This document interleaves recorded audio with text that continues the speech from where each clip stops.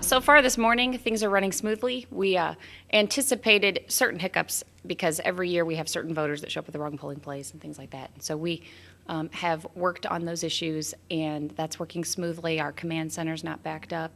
Our command center is the group of folks here who are on call to take phone calls and deal with those kinds of, voters being at the wrong polling places kinds of issues. So we have worked through those problems. We haven't had any major issues with a machine. We had one optical scan machine that got kind of jammed up, and so we sent a new one out there right away, and none of the voters were affected. It was just internally we made sure we got a machine out there. So we've actually had a really great morning. Another commissioner, Commissioner Dula, and I spent some time out at one of our elementary school polling places where we actually, because things are running so smoothly, we had an opportunity to walk into a group of middle school students who were exercising I say middle school, they were about 5th grade. They were exercising their opportunity to vote in the kids' voting election. We had a chance to go in and talk to them and thank them for their willingness to learn about our process. And so it was great. And that was one of the most rewarding experiences for the day. There have been some reports of the long lines, and in some places, I know in my polling place this morning, there were 3 touchscreen machines, but only one of them was working. So what happens in cases like that? And in cases, too, when folks are asked to vote provisionally because of some technical problem like that, what happens to those provisional ballots? Individuals are not asked to vote provisionally unless certain issues are present. So if a machine were to go down, which I haven't had reports of that happening, but if a machine were to go down, we don't vote those people provisionally. They would still have the opportunity to vote a regular ballot because we have 10 optical scan stations at every polling place. So you have a choice to either stand in line for the touchscreen, because a lot of people want to use those, or you can go over to the optical scan area and fill out a paper ballot, which is then automatically counted. Okay. Unless you're a provisional voter, in which case having a machine working or not working wouldn't matter.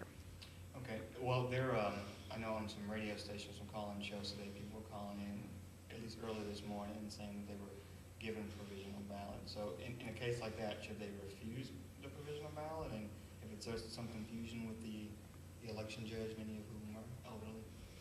I'm not familiar with people being given a ballot that wouldn't be automatically counted at the polling place. Now, we did hear a report that there was a ballot that might have been stamped with a provisional stamp that's just for our election judge's assistants. A provisional ballot is one that ends up placed in an envelope with an affidavit attached, and it's stapled, and that is because that person's eligibility couldn't be determined at that particular time, and we have an opportunity to take that back here and determine whether that person is in fact eligible and registered at that polling place. So if someone is given a provisional ballot, it's because pursuant to Missouri state law, their requirements couldn't be determined at that time. Will those provisional ballots be counted today or at a later time? They'll be counted within the statutory time frame. What's that? I believe we have 2 weeks, and so we will be, counting those eligible provisional ballots, and we determine eligibility first, and then once they're determined eligible, they're run through the same process. Okay. Last question. In the August primary, a lot of us reporters were pleasantly surprised when the night ended early. Any estimates on what time we'll get out of here tonight?